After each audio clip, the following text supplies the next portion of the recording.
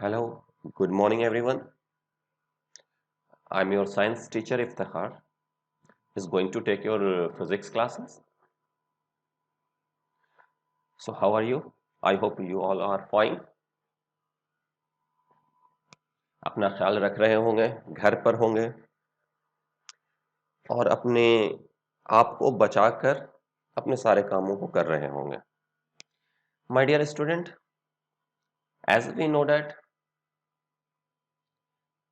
this is our third class for class 10. We have discussed various things in the previous chapter about electricity. Yesterday we have talked about charge. It is the fundamental particles of atom like charges. There are two types of charges. First one is negative charge and second one is positive charge. Okay, and we have already studied about that the properties of charges. It means like charges repel each other and unlike charges attract each other.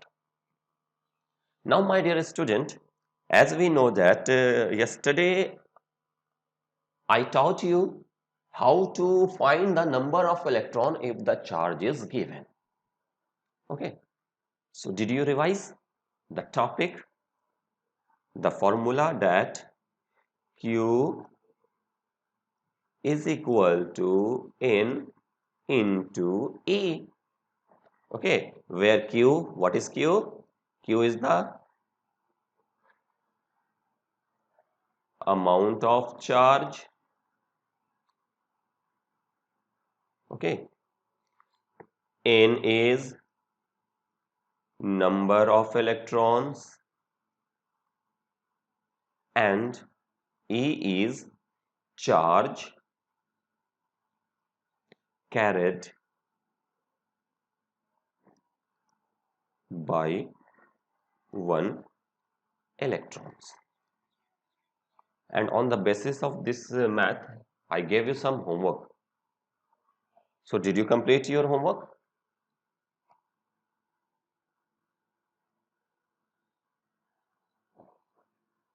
If yes, then try to write the comment. Write on the comment box, yes. Now, my dear friends, as we move forward, we are just assuming a situation in our classroom. Okay, so in our classroom, if we are talking about that, this is the classroom, this is the arrangement of benches.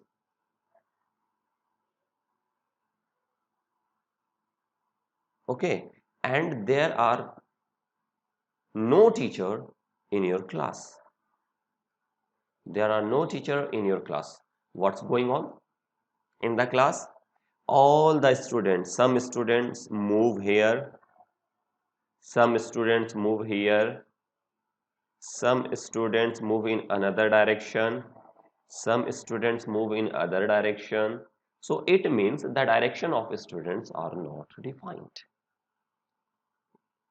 Okay, so as we get to know that before start this, we are going to discuss what is electric current. So before start this electric current,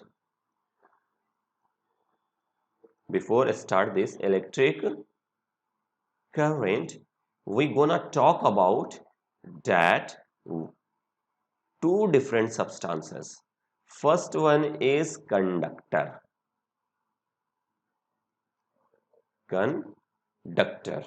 and second one is insulator.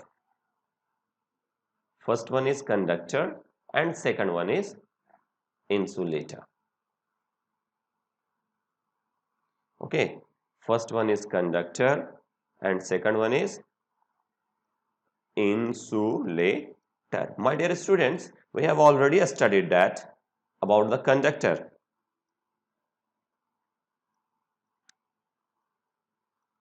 Substances which allow to flow the heat and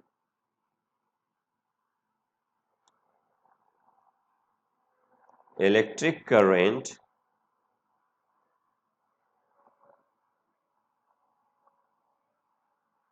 through them are called conductor. ठीक है, वैसा कोई भी substance जो heat और electric current को आपस से फ्लो करा देता है, दैट इज कॉल्ड कंडक्टर। ठीक है, जिसके थ्रू इलेक्ट्रिक करंट या हीट पार कर जाता है उसको हम लोग क्या कह सकते हैं, कंडक्टर। फॉर एग्जाम्पल, अगर हम लोग एक वायर ले लें, ठीक है, ये वायर जो है मेरा made up of copper, this wire is made up of copper. So as we connect this wire from the electric circuit, we will observe that the electric current can flow,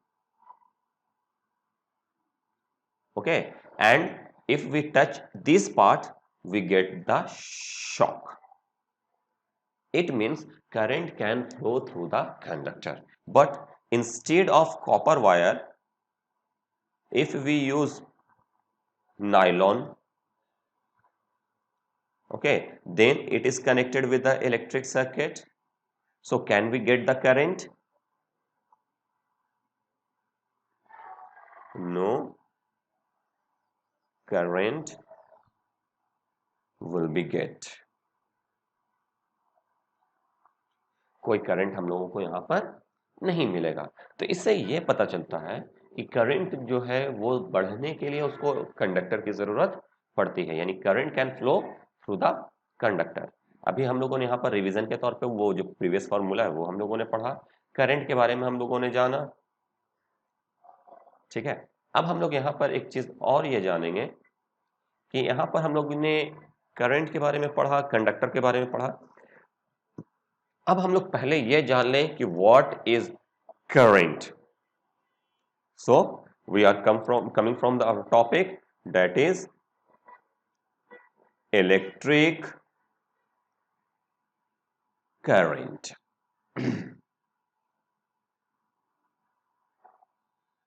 electric current. Electric current means that we have already studied there are two types of fundamental particle of atom. First one is electron and second one is proton. My dear student, as you know that proton lies in the nucleus, है ना, and the proton cannot move. Proton are the fixed particle. Only electron is a movable particle of an atom which revolves on its orbit. Okay, so if we define the electric current, we can define it in the following ways. First, flow of charges from one end to other end, flow of charges from one end to other end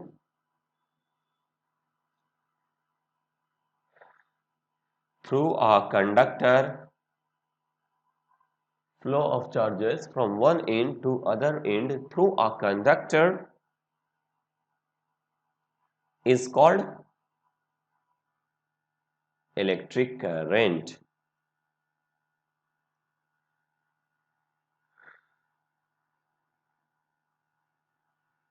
Is called electric current. But can you tell me what types of flow of charge? It charges can be flow means only one times or it may be the regularly. So in that case we can say that frequently flow of charges from one end to other end through a conductor through a conductor is called what? Electric current. My dear student, now we can define the electric current as another definition. It means frequently flow of electron from one end to other end through a conductor is called electric current. हम लोग यहाँ पर ये जो हमने definition आपको लिखा है, आपने ये जो डेफिनेशन आपने देखा होगा ये वाला,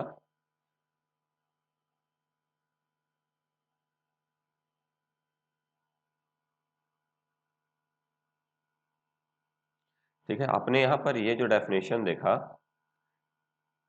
फ्लो ऑफ चार्जेस, ये जो आपका फ्लो ऑफ चार्जेस है, ये वाला पार्ट, ये आपका जो फ्लो ऑफ चार्जेस है, तो चार्जेस तो हमने यहाँ पे पढ़ा था कि दो तरह का चार्ज होता है, एक पॉजिटिव होता है और एक नेगेटिव होता है। तो पॉजिटिव चार्ज तो फ्लो नहीं कर पाता क्योंकि वो तो फिक्स रहता है।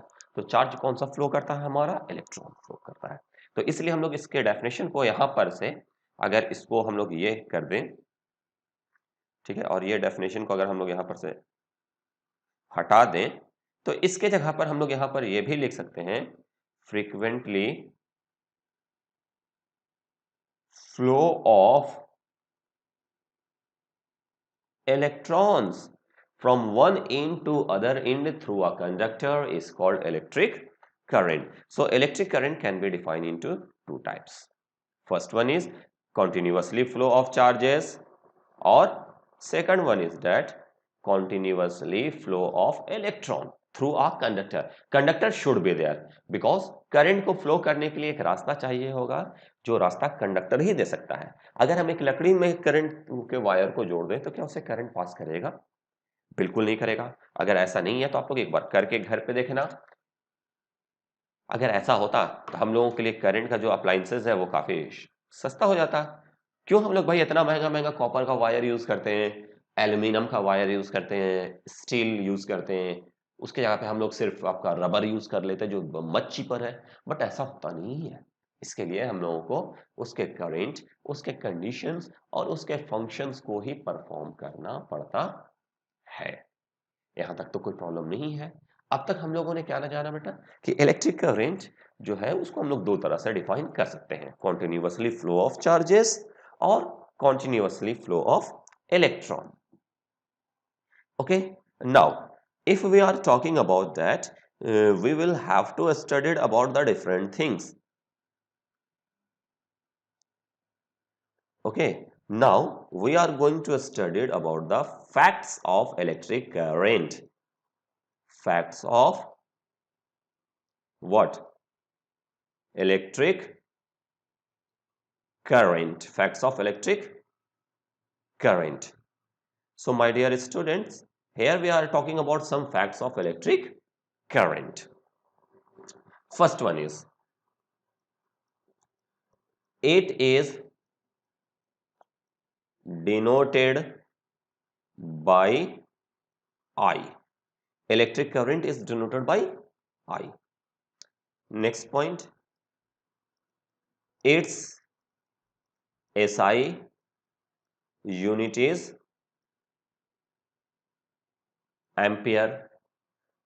Its SI unit is ampere. We used to find the formula of electric current, I is equal to Q by T. I is equal to Q by T, where I is electric current, Q is amount of charge, and T is equal to time. I is equal to electric current, Q is equal to amount of charge, and T is equal to time. So we have a main formula, that is this one. I is equal to Q by T. Now if we get 1 here and we get cross multiplications, we get Q is equal to I into T. Q is equal to I into T. And now we have T is equal to Q by I. T is equal to Q by I. So my dear students, we have three different formulas to forget the formula of electric current. First one, I is equal to Q by T, where I is electric current, Q is amount of charge, and T is time. Yani duration of the flow of charges. Okay, Q is equal to I into T, means Q means amount of charge. Flow, it is the product of electric current into time. And time is equal to amount of charge divided by electric current. So we are getting used to these three formulas to find the relation between electric current, amount of charge, and time. Okay, my dear student. So we have already studied about three different things: amount of charge, electric current, definition of electric current, and I. Now, my dear students, in the senior classes, you have to study about the different types of current. But actually, without wasting our time, I just used to tell a short view over the types of electric current. So, my dear students, electric current is of two types electric current और of two types electric current जो है वो हमारा two types का होता है first one is alternate current alternate current which is also denoted by AC ये AC ये वाला एसी मत समझिएगा आप लोग एयर कंडीशन गर्मी का टाइम है कि एसी यूज कर रहे हैं वो एयर कंडीशन यहाँ पे नहीं है यहाँ पर एसी का मतलब है वो अल्टरनेट करंट वो करंट जो हमारे घरों में आता है हमारे घर में जो भी करंट आता है वो एसी होता है हमारा TV fridge cooler washing machine और जितने भी electrical appliances works required to works on the electricity that is called AC alternate current. And second one is DC means direct current. ये होता है DC. First one is AC and second one is DC. AC means stand for alternate current and DC stands for direct current. Okay, my dear student. Okay. Now we come to the AC. Alternate current alternate current क्या होता है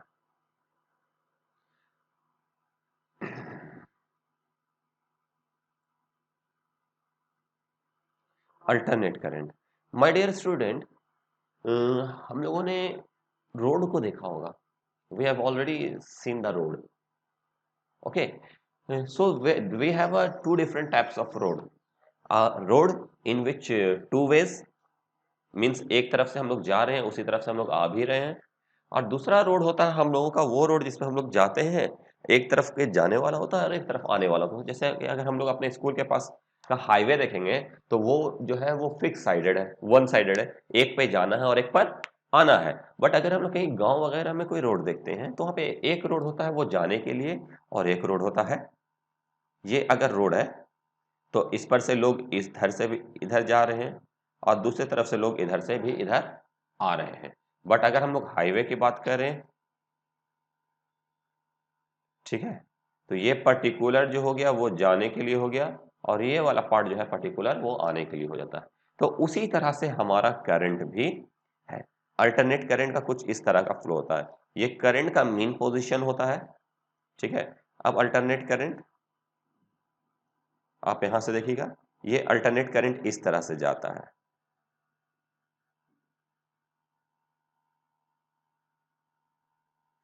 बात सुन में आया ये alternate current ये आप लोगों ने मूवी वगैरह में देखा होगा जो कभी कोई इंसान हॉस्पिटल में रहता है उसका हार्ट बीट ऊपर नीचे करता रहता है उसी तरह से ये हमारा अल्टरनेट करंट होता है इसमें आप एक चीज गौर करेंगे कि यहाँ पर एक कंडीशन में ये हायर एल्टीट्यूड है और यहाँ पर ये लोअर एल्टीट्यूड है ये करंट जो है एक पर्टिकुलर इंटरवल ऑफ टाइम के बाद ये अपने डायरेक्शन को चेंज कर देता है। इस वजह से हम लोग इसको क्या कहते हैं, अल्टरनेट। अल्टरनेट का मतलब होता है एक को छोड़कर। आप लोगों ने कभी बीमार पड़े होंगे तो डॉक्टर ने दवा भी दिया होगा, तो उसमें बोला जाता है कि एक दवा को अल्टरनेट खाना है। अल्टरनेट का मतलब क्या होता है, जैसे आज आपने फ्राइडे, आज आपने दवा खाया, तो कल सैटरडे या नहीं खाएंगे, उसके बाद फिर संडे को खाएंगे। जैसे हम लोग यहाँ पर अल्टरनेट को एक और हम लोग टर्म से समझ सकते हैं, इवन नंबर से, है ना। अगर 2 को हमने इवन नंबर पे प्लेस किया तो 3 मेरा इवन नंबर नहीं होगा, उसके बाद फिर मेरा 4 इवन नंबर होगा, उसी तरह से 5 इवन नंबर नहीं होगा, 6 इवन नंबर होगा। इसी तरह से हम लोग बढ़ते बढ़ते नंबर सिस्टम को डिफाइन कर सकते हैं। तो इसीलिए हम लोग अल्टरनेट करंट को डिफाइन करने के लिए हम लोग कह सकते हैं कि the current, okay, which change its direction, the current which change its direction after certain interval of time, certain interval of time means वैसा करंट जो अपने टाइम के साथ साथ अपने डायरेक्शन को चेंज करता रहेगा। जैसे यहां पर आप देख रहे हैं ना, ये वाला, यहां पर आपने एक चीज और देख किया होगा कि ये जो है वो एक पॉइंट पर यहां पर है, एक पॉइंट पर करंट यहाँ है, दूसरे पॉइंट पर करंट यहाँ है, फिर तीसरे पॉइंट पर करंट यहाँ है, चौथे पॉइंट पर करंट यहाँ है, नेक्स्ट पॉइंट पर करंट यहाँ है, नेक्स्ट पॉइंट पर करंट यहाँ है। आप लोगों ने कभी ऐसा किया होगा कि किसी को, आप लोगों को कभी ना कभी इलेक्ट्रिक शॉक जरूर लगा होगा। जब आपने हाथ टच किया, आपको करंट लगा, उसके बाद आपने, आपका हाथ जो है वो पीछे की तरफ फेंका गया होगा। इसका मतलब यह है कि यहाँ पर करंट जो है वो अपने पर्टिकुलर डायरेक्शन को बदलता रहता है। तो ये एसी करंट हो गया। अब हम लोग यहां पर जानेंगे my dear students, what is DC current, direct current.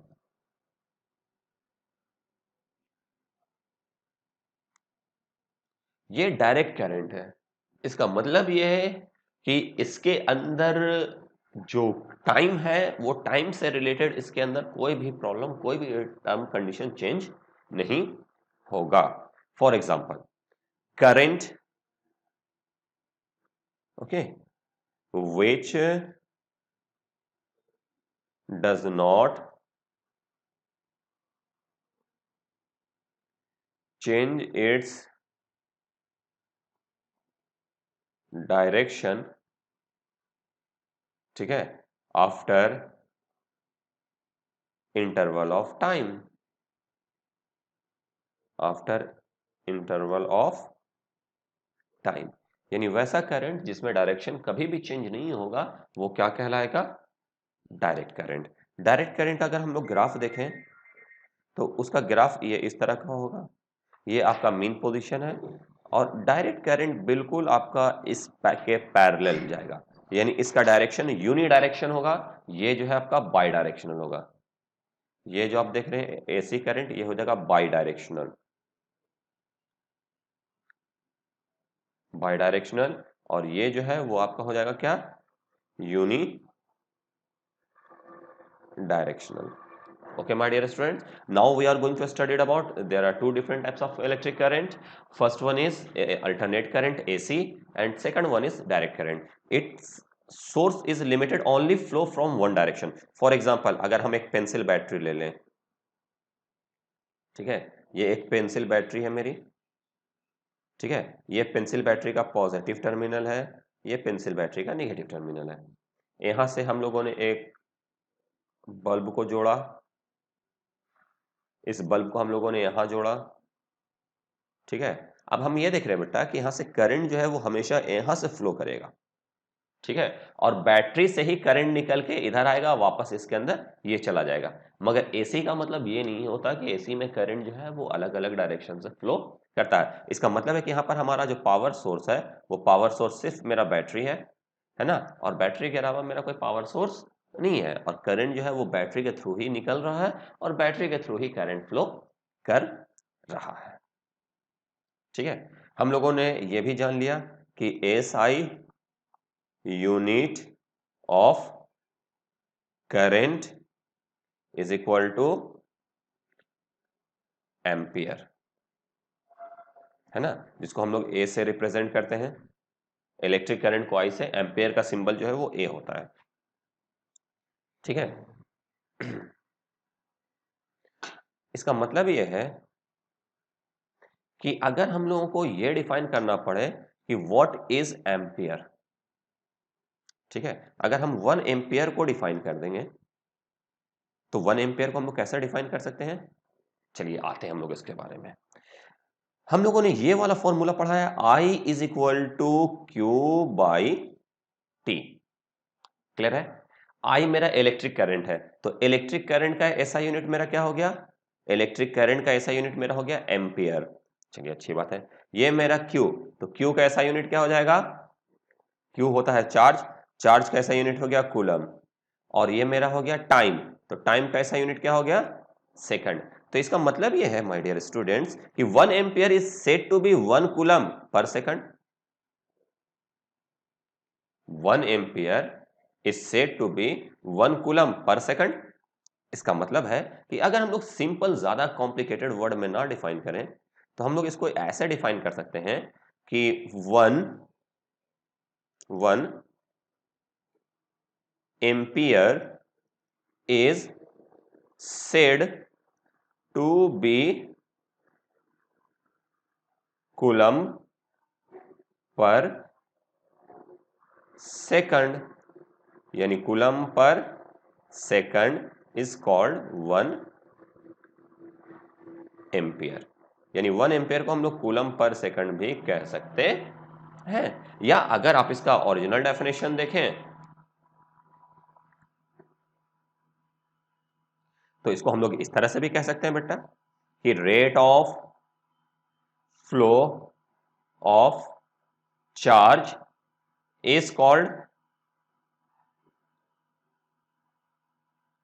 Ampere, है ना। Rate of flow of charge यानी एक सेकंड में कितना चार्ज फ्लो कर रहा है उसको भी हम लोग एम्पियर बोल सकते हैं। और अगर इसका एक्चुअल डेफिनेशन हम लोग देखें, जिसको हम लोग चाहेंगे तो डिफाइन कर सकते हैं, तो उसको हम लोग इस तरह से भी डिफाइन कर सकते हैं कि when 1 coulomb of charge flow in 1 second means 1 ampere is defined as when 1 coulomb when 1 coulomb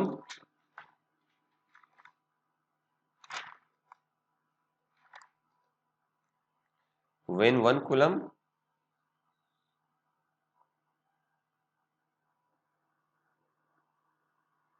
when 1 coulomb of charge flow in 1 second, that is called 1 ampere. Okay, my dear student, so here we are talking about what is ampere. Ampere is a SI unit of electric current. It is divided as coulomb per second, or ampere is also said to be rate of flow of charge, or 1 ampere is defined as when 1 coulomb of charge flow in 1 second. Now we have some multiple unit of electric current, means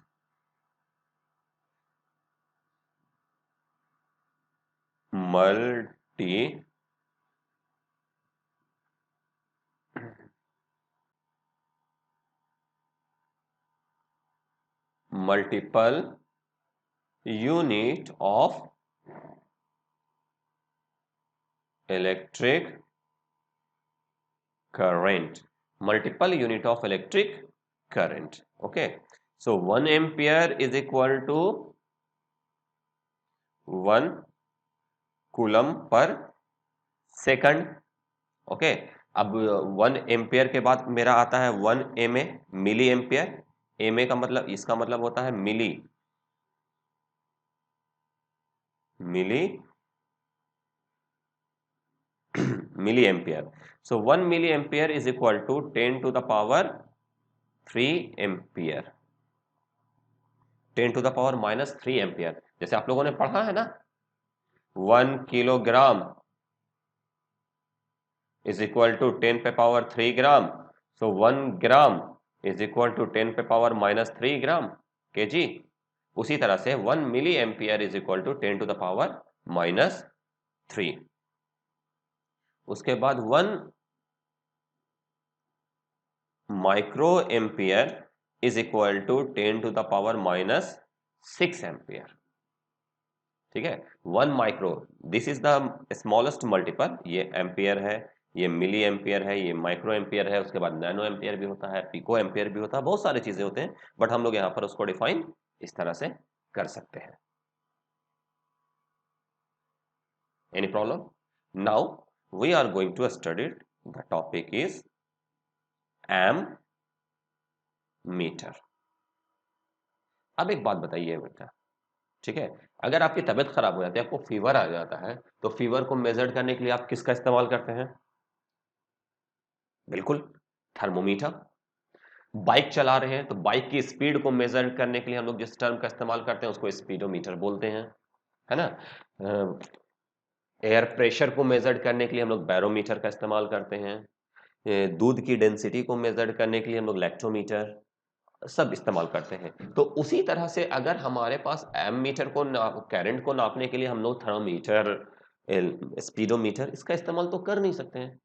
तो यहाँ पर हम लोग M metre के लिए, है ना, एक टर्म आता है जिसका नाम होता है एम मीटर। एम मीटर को रिप्रेजेंट किया जाता है ए से, ठीक है। एम मीटर कहते हैं device which is used to a device which is used to measure the electric current through them, sorry, measure the electric current is called ammeter, ammeter। ठीक है, अब एम मीटर के बारे में जान लें कि इसका रेजिस्टेंस जो है वो काफी लो होता है। आप लोग एक चीज देखा होगा, एम मीटर देखिए कुछ इस तरह का होता है, ये मीटर होता है और यहाँ पर आपको ए लिखा हुआ होगा, ठीक है, जिससे हम लोग यहाँ पर ये 2, 4, 6, 8, 10 और ये 12, ठीक है। आप लोगों ने इस चीज को गौर किया होगा, आप लोग घर में, सबके घर में मोटर का पैनल होगा, मोटर पैनल पे आपका एक मीटर जो है उस पे ए लिखा हुआ होगा और एक मीटर है जिसपे वो ये लिखा हुआ होगा। तो यहाँ पर हम लोग जो है वो एम मीटर को पढ़ेंगे, ठीक है। तो यहाँ पर हम लोगों ने करंट के बारे में क्या क्या जान लिया कि करंट जो है वो एसआई यूनिट उसका एम्पियर होता है। करंट जो है वो rate of flow of charge है, यानी continuously flow of charges from one end to other end through a conductor is called current. Okay, current is defined as the 3 different forms: ampere, ammeter, voltmeter, and the rest of the things. 1 ampere is equal to 1 coulomb per second. 1 milliampere is equal to 10 to the power -3 ampere. 1 mu ampere is equal to 10 to the power -6 ampere. Okay, ammeter हम लोगों ने already studied कर लिया, ठीक है। इसके बाद हम लोगों का जो आगे का टॉपिक है वो है डायरेक्शन ऑफ इलेक्ट्रिक करंट, उसको हम लोग नेक्स्ट क्लास में डिस्कस करेंगे। सो नाउ हम लोगों ने आज कहाँ तक कर लिया, जरा उसको एक बार ओवरलुक देख लें।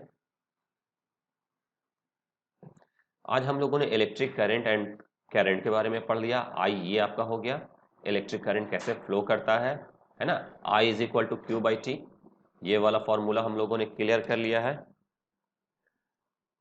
ये वाला फॉर्मूला आप देखा होगा, ये वाला I is equal to Q by T वाला फॉर्मूला हम लोगों ने अभी क्लियर किया, ठीक है। हम लोगों ने यहाँ पर देखिए ये कर लिया, 1 मिली एम्पियर, 1 माइक्रो एम्पियर, ये सब हम लोगों ने कर लिया। उसके बाद होमवर्क है आपका,